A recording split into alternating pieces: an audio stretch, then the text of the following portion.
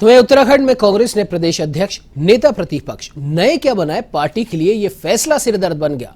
बगावती सुर साफ देखने को मिल रहे हैं। सभी विधायक विकल्प की तलाश में हैं और इसी मसले पर कांग्रेस विधायक प्रीतम सिंह से खास बातचीत की A1 संवाददाता ने।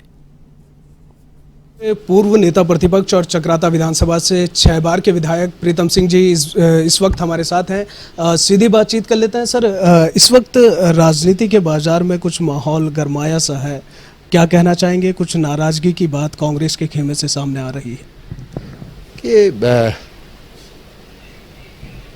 ये सही बात है कि हमारे कुछ साथी ने अपनी नाराजगी व्यक्त की है, लेकिन राष्ट्रीय नेतृत्व ने जो निर्णय लिया है, सब साथी मिल बैठ करके बात करेंगे और इस परिप्रेक्ष्य में आगे बढ़ने का काम करेंगे। बिल्कुल सर, कुछ बातचीत आपकी हुई है उन तमाम साथियों से? क्या कहा जा रहा है कि कहीं ना कहीं किसी और पार्टी का दामन थाम सकते हैं? बीजेपी में जाने की भी खबरें हैं। देखिए, मेरी कोई ऐसी कोई किसी से बात नहीं हुई है। बाकी जो सामान्य तरीके से हम मिलते हैं उस तरीके से सामान्य मुलाकात होती है।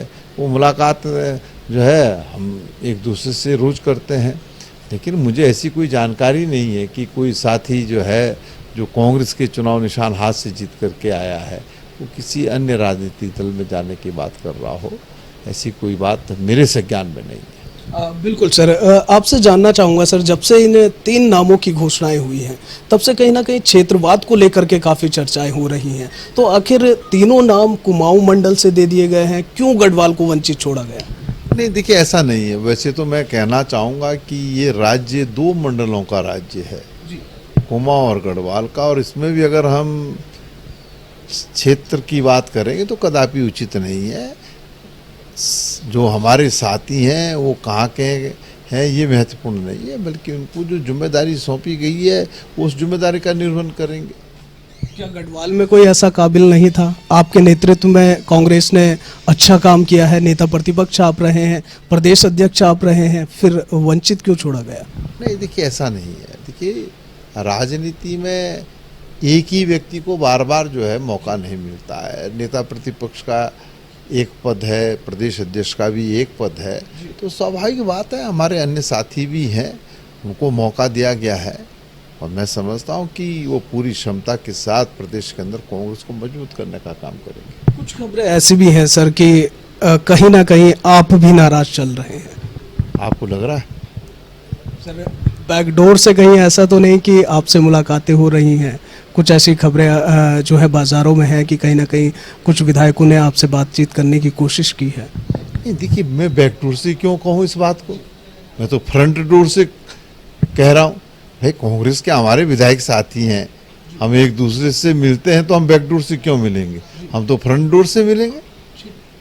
बीजेपी कहीं ना कहीं चुटकी लेती हुई नजर आ रही है कि कांग्रेस के खेमे में गुटबाजी है, अटकलें हैं, अंतरकला है, एक दूसरे से नाराज चल रहे हैं और कहीं ना कहीं बीजेपी का दामन थामने वाले। नहीं, देखिए, भारतीय जनता पार्टी निश्चित रूप से इस समय अपने आप को सहज पा रही है और इस बात को कहने का काम कर रही है कि कांग्रेस में जो है स्थितियां सामान्य नहीं है, लेकिन बहुत बड़ा परिवार है कांग्रेस का। कई बार ऐसी असामान्य स्थितियां आती हैं, लेकिन हम सब लोग मिलकर के जो है फिर एक नया रास्ता निकालने का काम करते हैं। बिल्कुल सर, अभी जो बिखरी हुई कांग्रेस नजर आ रही है, आप इसको समेटने का काम करेंगे?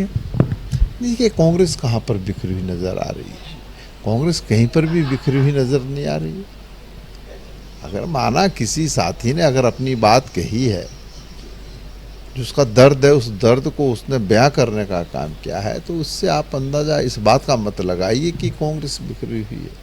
कांग्रेस कहीं पर बिखरी हुई नहीं है। आपके काफ़ी सारे समर्थकों ने सर काफ़ी नाराज़गी इस पे जाहिर की है कि प्रीतम सिंह जी को क्यों पद से वंचित रखा गया है? नहीं, देखिए, स्वाभाविक बात है कि जो साथी जुड़ाव रहता है उसको बड़ी अपेक्षाएं रहती हैं, तो कई बार ऐसे अवसर आते हैं कि जो हमारे साथी उनकी भावनाओं के अनुरूप जो है निर्णय नहीं होते हैं, लेकिन राजनीतिक दलों में निर्णय होते हैं, हम उसको स्वीकार करने का काम करते हैं। सर, एक तस्वीर को लेकर के काफ़ी चर्चाएं रही हैं। आपकी मुलाकात मुख्यमंत्री पुष्कर सिंह धामी से हुई है और काफ़ी जो माहौल है वो भी गरमाया है उसको लेकर के। इस बारे में क्या कहना चाहेंगे, क्या स्पष्टीकरण देना चाहेंगे? क्योंकि काफ़ी सारे लोगों ने ये कयास लगाई है कि कहीं ना कहीं प्रीतम सिंह का रुख जो है वो भारतीय जनता पार्टी की ओर हो रहा है। एक बात बताइए, अगर कोई राजनीतिक बात या मुझे भारतीय जनता पार्टी में जाने की बात हो तो क्या मैं सार्वजनिक रूप से ये कार्य करूँगा? अरे भाई, मैंने माननीय मुख्यमंत्री जी से समय मांगा, उन्होंने रात्रि 7:15 बजे का समय मुझे दिया और इसी बीच में जो हमारे साथी जिनको जिम्मेदारी सौंपी गई उनकी नियुक्ति पत्र भी आ गया। तो अगर नियुक्ति पत्र आ जाए, मेरा समय मुख्यमंत्री से सुनिश्चित हो तो मैं ना जाऊं? अरे भाई, मेरा काम थे और हम तो एक बार नहीं कई बार जाएंगे, मुख्यमंत्री से भी मिलेंगे, अन्य मंत्रियों से भी मिलेंगे। अरे क्षेत्र ने विधायक चुन करके भेजा है तो उनकी समस्याओं के निराकरण के लिए तो मैं जाऊंगा ही जाऊंगा। तो अब उसको आप जो है किस तरीके से प्रस्तुत करते हैं ये आप पर निर्भर करता है। आपने कहा कि मैं मुख्यमंत्री से मिला, तो अब आपका अपना दृष्टिकोण है। बिल्कुल सर, हरीश रावत जी का मन भी कांग्रेस की ओर नहीं लग रहा है। उनका कहना है कि मन बनेगा तो मैं विचार करूंगा कि मुझे किधर जाना है। अब देखिए, उनके बारे में मैं कुछ नहीं कहना चाहूँगा, अब उनकी बात उनसे ही पूछिए।